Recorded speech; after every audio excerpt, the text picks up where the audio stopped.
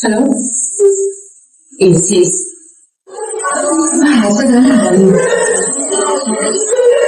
It's what? Hustle. No, I don't need one.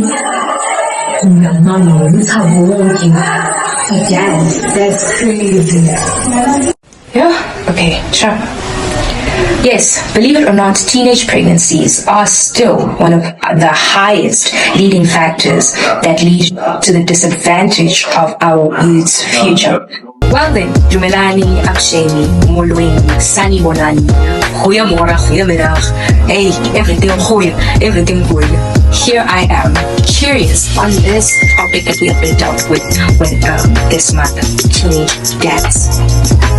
Let's go find out more about it. Hi, who am I here with today?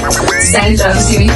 Okay, Sandra. Hi, welcome to Uchagani Team Tuesday interview. Hi guys, welcome my house for hiring creationist here from the University School.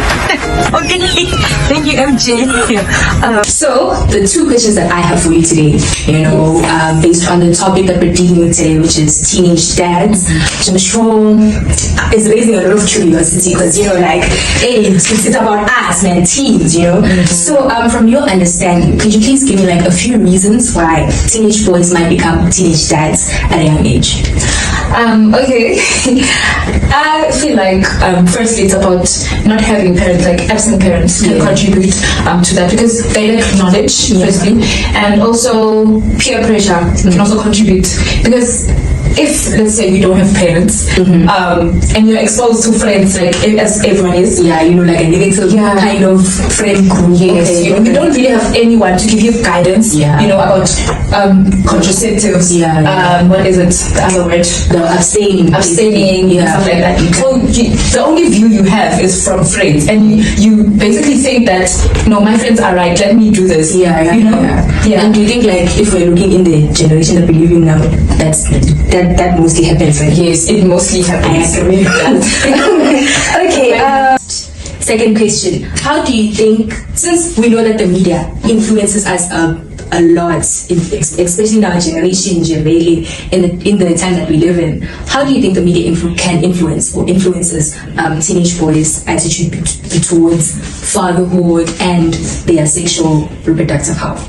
Okay, I feel like it influences them both negatively and positively. Negatively, it's the glorification of risky behaviors. And the media may glorify unprotected sex. And reckless behavior as well, So, yes, the media, some people in the media, they do stuff like that. Then as teenagers or the viewers or the teenage boys that view, they could be influenced in that way, yes, which leads them to making those unhealthy decisions towards maybe having that unprotected sex or seeing, let's say, whatever they're doing, having sex at an age where they're not really seeing it as cool, and even the teenagers who actually have parents can also be influenced by those social media influencers. You can't really say those who don't have parents. Okay, there's all other ways, especially in the media. Okay, so can you give us the positive now? How can it positively influence them? And okay, let's look at the education and awareness that there is on social media these days.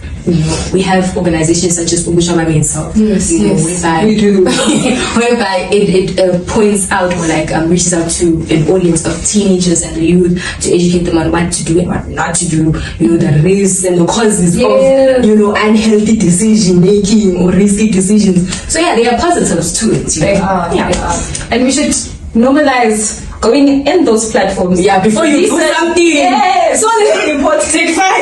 That's a good very important. Seek knowledge. Yes, because knowledge is power. Yes, it's power. Okay, thank you, Sandra. Take 5. So I have just one question for you today, based on the topic that we're dealing with today, this month, about teenage dads. So really think about it. Don't rush.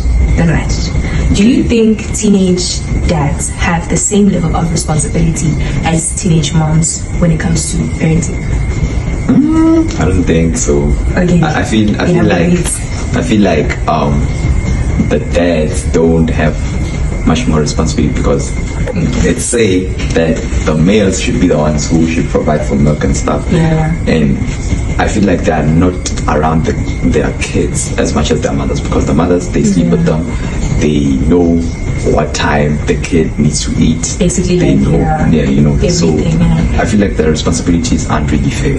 Okay. So it's like an unbalanced share of like the responsibilities. To support your statement, I think it's true and pretty much obvious, because when we look at teenage dads and teenage moms, it's not the same as having, you know, going through parenthood at like maybe an adult stage or whatnot, whereby now these people are married or they are in like a very free and liberal relationship where they can live together, so they don't get to experience the same or balanced level of responsibility. So it makes sense. Okay, take 5. Thank you for that. So, Sam, I have one question for you today. What advice can you give to teenage dads, you know, teenagers that are currently dads, teenage boys in general, when it comes to fatherhood and parenthood? I think the most, how can I put it, the most important thing is that they are involved. Not 50%, 20%, but 100% involved. In the child's life. They can't just be there sometimes. They have to be there all the time. So yes, well, basically what it means is if you become a dad and you're a teenager, that your teenage life falls away. You become a parent instantly. You have to take care of the child. You can't, you have to be involved. You must commit 100%. I think that's the most important thing. The most important advice that I can give is that you have to be involved in that child's life. So I think what you also say is of course in consideration, like we need to bear in mind of, as teenagers, most importantly, we need to bear in mind of the choices that we make. So you cannot just, you know, fall into a risky behavior and then now you're a teenage dad. There are consequences to that. So it highlights that as well. So ma'am, I have one question for you today concerning teenage dads and sexual reproductive health. Do you think when it comes to schools, should they do more to provide information and resources on sexual reproductive health and parenting to teenage dads? Definitely. It goes without saying, a child who does not know much, a child who's not informed, cannot make decisive and informed decisions. So here's the situation, right? You grow up and you are taught how to do things.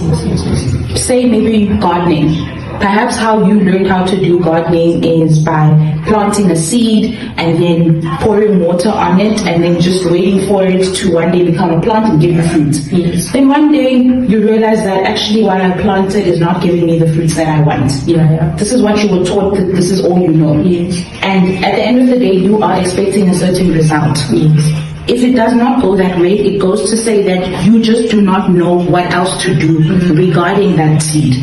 So what I'm trying to say about this is, if you are not taught about sexual reproduction health and you don't know what to do in terms of when you are a dad and in terms of teaching your own child, how can you be a better parent to your child?